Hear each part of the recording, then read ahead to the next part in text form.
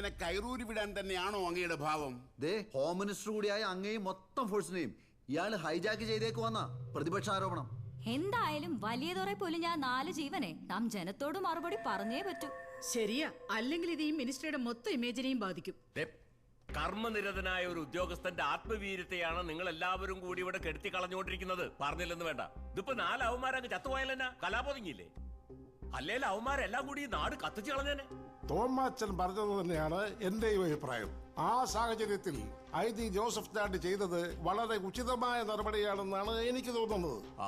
അല്ലെങ്കിൽ കലാപം മറ്റ് സ്ഥലങ്ങളിലേക്ക് വ്യാപിച്ചേനെ, കാര്യങ്ങൾ വല്ലാതെ വഷളായനെ.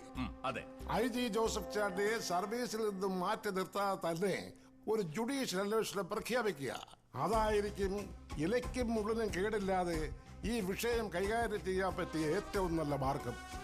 ഈ മന്ത്രിസഭയിലെ വലിയ രണ്ടാമത്തെ കക്ഷി എന്ന നിലയ്ക്ക് ഞാനും എന്റെ പാർട്ടിയും ബഹുമാനപ്പെട്ട CMന്റെ ഈ തീരുമാനത്തെ പൂർണ്ണമായി പിന്താങ്ങും. അപ്പൊ ശരി, പറഞ്ഞ പോലെ. താൻ പോയില്ലയോ? ഇല്ല സർ. തെറുതി കൊച്ചമ്മയ്ക്ക് സുഖം തന്നെയല്ലോ? ആണ് സർ. സർ, വളരെ നന്ദിയുണ്ട് എന്നെ സപ്പോർട്ട് ചെയ്തതിന്.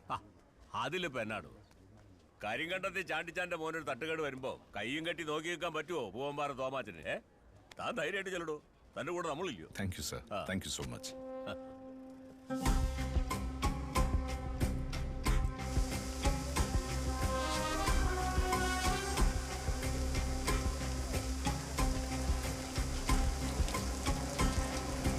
പിതാവിനും പുത്രനും പരിശുദ്ധാത്മാവിനും സ്തുതി. പിതാവേ, എനിക്ക് ഒരു കാര്യം അങ്ങയുടെ ശ്രദ്ധപ്പെടുത്താനുണ്ടായിരുന്നു.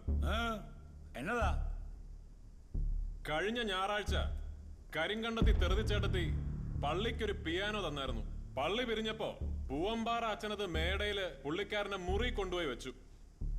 ചോദിച്ചപ്പോ ചേട്ടത്തിയത് അച്ഛന് സമ്മാനം കൊടുത്തതാന്നാ അച്ഛൻ പറഞ്ഞത്. അതങ്ങനാന്നോ എന്ന കാര്യത്തില് ഒരു വ്യക്തത വരുത്തിയാ കൊള്ളാം. ഞാനല്ലല്ലോ പിയാനോ തന്ന ആളല്ല പിതാവേ ഇതിലെന്തെങ്കിലും പറയേണ്ടത്. ചേട്ടത്തി, ഈ കാര്യത്തിലൊരു വ്യക്തത വേണമല്ലോ. പിതാവേ, ഞാൻ പിയാനോ പള്ളിക്ക് കൊടുത്തതല്ല, അച്ഛന് സമ്മാനം കൊടുത്തതാ.